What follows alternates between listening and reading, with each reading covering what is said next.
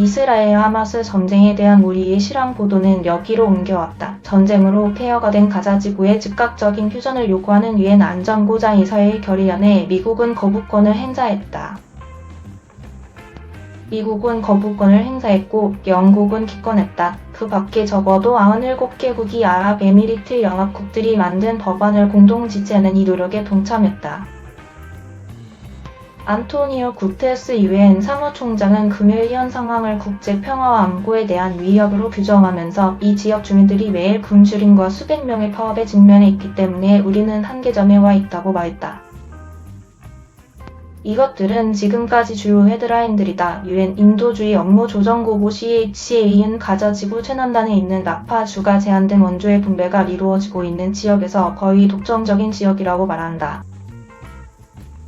OCHA는 약 100만 명의 시리아민들이 남부 가자 지구에 있는 UNRWA 대피소에 대피하고 있다고 덧붙였다.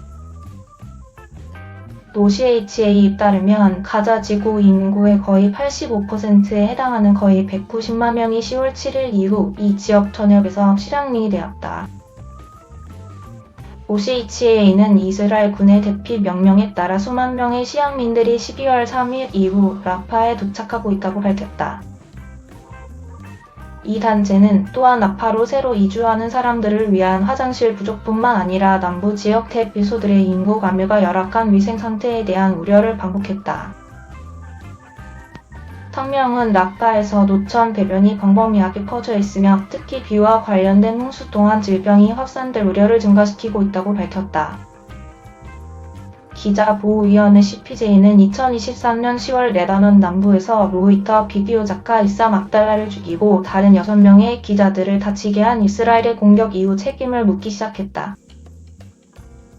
로이터, 아젠스 프랑스 프레세 AFP, 국제엠네스티와 인권감시기구의 조사 결과 다른 압달라를 죽이고 부상한 사람들은 이스라엘 탱크였던 것으로 밝혀졌다.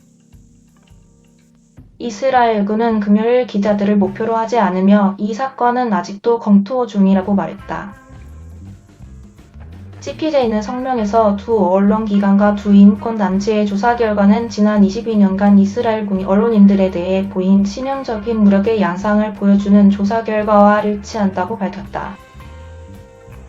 지금까지 CPJ는 10월 7일 이후 가자, 이스라엘 및 레바논에서 최소한 63명의 언론인과 언론인들을 살해한 것으로 확인했다.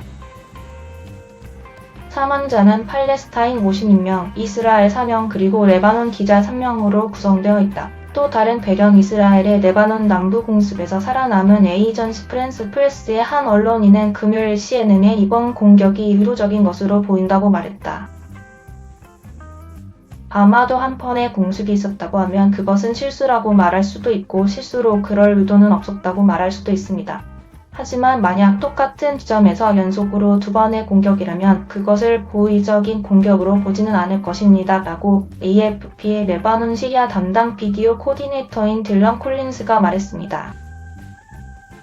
공격이 발생한 시간과 장소에서 촬영된 AFP 동영상을 포함한 다수의 비디오를 법의학적으로 분석한 CNN은 37초 간격으로 발생한 이 두 공격이 이스라엘 쪽에서 발생한 초음속 사건이라고 판단했습니다. 당시 이스라엘과 헤즈볼라는 레바논과 이스라엘 국경을 넘나들며 격렬한 십자포화를 퍼붓고 있었습니다. CNN은 또한 공격 현장에서 120mm 탱크 포탄의 꼬리 지느러미를 보여주는 사진을 목격했습니다. 이 사진은 수사에 정통한 소식통에 의해 확인되었습니다. 레바논 군대와 이란의 지원을 받는 헤즈볼라 둘 다 자신들의 무기고에 그런 탄약이 있는 것으로 알려져 있지 않습니다.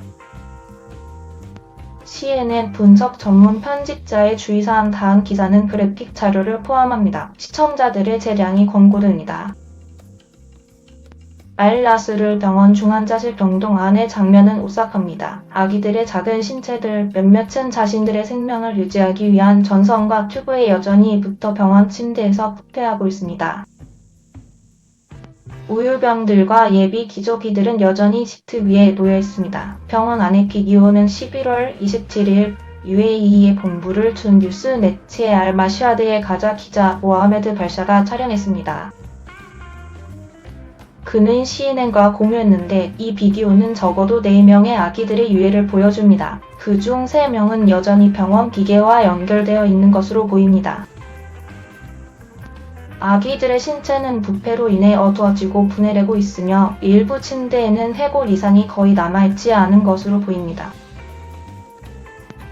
파리와 구더기들이 한 아이의 피부 위를 눈에 띄게 기어다니고 있습니다. 가자 전쟁에서 나올 가장 끔찍한 비디오들 중 하나를 둘러싼 상황은 아직도 불분명하지만 인터뷰와 공개된 성명서들과 비디오를 사용하여 며칠 동안 이용 가능한 정보들을 종합한 후 병원 직원들이 격렬한 싸움의 한가운데에서 붙잡힌 가장 취약한 환자들을 보호하려고 노력하는 혼란스러운 장면이 그려질 수 있습니다. 결코 도착하지 않은 도움을 기다리는 모습입니다.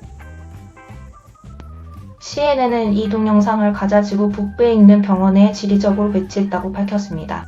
이 지역은 최근 몇 주 동안 전투의 강도 때문에 언론인들이 거의 접근할 수 없었지만 7일간의 휴전 기간 동안 발루샤는 그곳에 남겨진 것을 촬영하기 위해 병원에 접근할 수 있었다고 말합니다. 11월 초부터 같은 단지의 일부를 구성하는 알나스르와 알란티시 어린이 병원은 이스라엘과 하마스 간의 전투의 최전선이 되었습니다. 알나스르의 몇몇 의료진과 보건 당국자들은 공개 성명과 인터뷰에서 이스라엘군의 지시로 11월 10일 급히 병원으로 대피했다고 말했습니다. 의료진은 아이들을 안전하게 옮길 수단이 없었기 때문에 중환자실에 어린 아이들을 남겨둬야 했다고 말했습니다. 코어는 또한 미국이 금요일 유엔 안전보장이사회에서 가자의 휴전 결의안 초안에 거부권을 행사하여 저지한 후 감사를 표했습니다.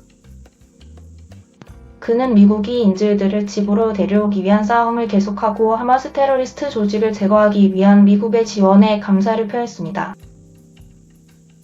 CNN의 이안 케네디는 이 게시물에 보고하는 데 기여했습니다. 하마스는 금요일 유엔 안전보장이사회에서 가자 휴전 결의안 초안에 거부권을 행사하기로 한 미국의 결정을 비도덕적이고 비인도적인 입장이라고 비난했습니다. 어떤 맥락에서 보면 아랍에미리트 연합국이 제출한 이 결의안은 인질적이고 무조건적인 모든 인질의 석방과 인도주의적 접근을 보장할 것을 요구했습니다. 초안 사본에 따르면 13개국이 찬성했고 미국은 거부권을 행사했고 영국은 기권했습니다. 미국은 이전에 이 문서 초안에 대해 부정적인 신호를 보낸 바 있습니다. 유엔 안전보장이사회의 5개 상임이사국 중 하나인 미국은 지난 10월 7일 하마스의 테러 공격 이후 이스라엘의 방어권을 강조하며 중단 요구에 거듭 저항했습니다. 이 투표는 15개 상임이사국이 이스라엘과 하마스 사이에 현재 진행 중인 전쟁에 대한 합의를 도출하기 위한 6번째 시도였습니다. 이전 투표는 단 한 것만 성공적이었고 지난달 가자지구에 인도주의적 휴전선과 회랑을 설치할 것을 촉구했습니다.